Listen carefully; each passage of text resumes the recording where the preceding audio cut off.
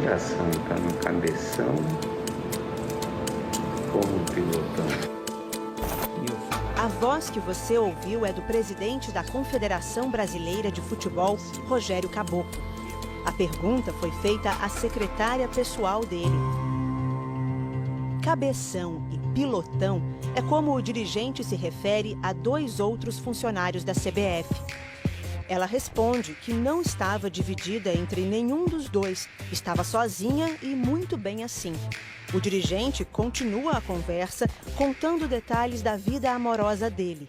Essa mulher faz 26 anos. Já apaixonei, pirei por amor.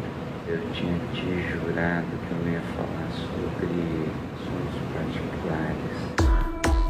A promessa foi feita por Rogério Caboclo, segundo ela, depois de mais um episódio de abuso sexual e moral na relação entre chefe e secretária. Mas ele a descumpria reiteradamente, de acordo com ela. Esse diálogo se deu no dia 16 de março deste ano, na sala do presidente. Neste momento, aparentemente se mostrando livre para uma aventura, o dirigente se refere ao casamento dele usando palavrões para falar de órgãos sexuais. Dela, eu tenho o meu. Isso é horroroso. A funcionária não responde e diz que não quer saber da vida sexual do chefe. Ele ignora e continua falando do casamento. Não vou fazer demais, ela vai voltar beijando. Sabe o que eu sou contra? Nada. A secretária mostra nervosismo e chega a rir. Ele oferece uma bebida. A funcionária nega mais de uma vez. Senão, parece que eu tô louco.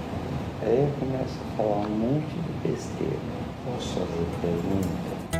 A pergunta é sobre um outro funcionário da CBF. Você consegue resistir todo dia lá em cima de você? Ela responde, explicando que o funcionário divide apartamento com ela, mas que são amigos e não há qualquer outra relação entre eles, além de amizade.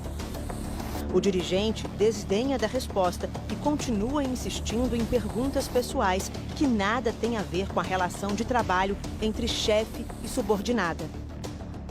Não acredito. Tá bom. Segunda pergunta. Posso? Segunda sozinho.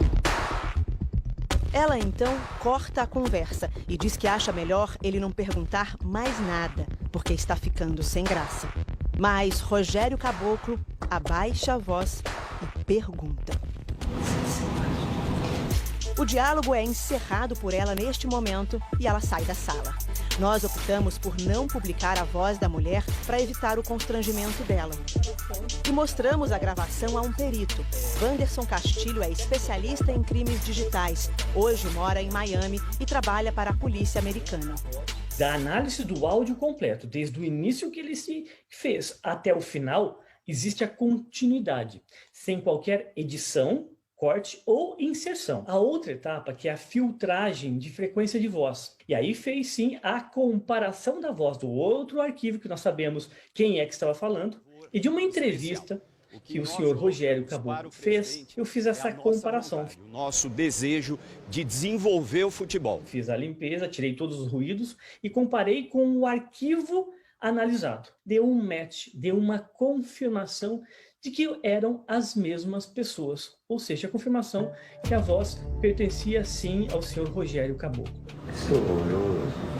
Segundo a denúncia que a funcionária apresentou, esta foi a segunda tentativa de assédio naquele mesmo dia.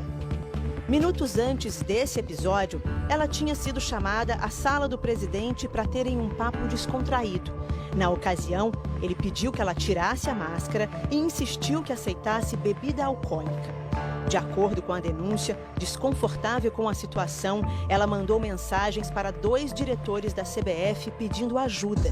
Um deles já havia ido embora, mas outro foi em seu socorro e inventou um pretexto para entrar na sala. Ela conta que aproveitou para deixar o ambiente. Mas depois de o diretor ir embora, Caboclo a chamou novamente.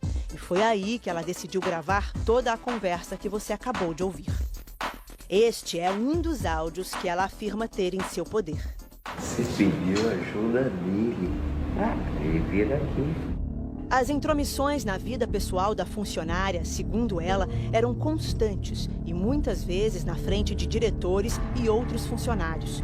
Numa vez, segundo o relato dela, Rogério Caboclo a chamou para uma reunião de diretoria, se virou para os presentes e disse que ela estava ficando noiva de um colega, o que ela negou e, de fato, não aconteceu. Você consegue resistir todo dia lá em cima de você? No documento de 12 páginas entregue por ela, um dos momentos mais humilhantes teria ocorrido no fim de um dia de reuniões virtuais no apartamento dele em São Paulo. Segundo ela, ao fim dos compromissos, Caboclo deu a ela um biscoito para cachorros. Ainda segundo ela, após ela ter recusado, ele a chamou de cadelinha e passou a latir, imitando um cachorro.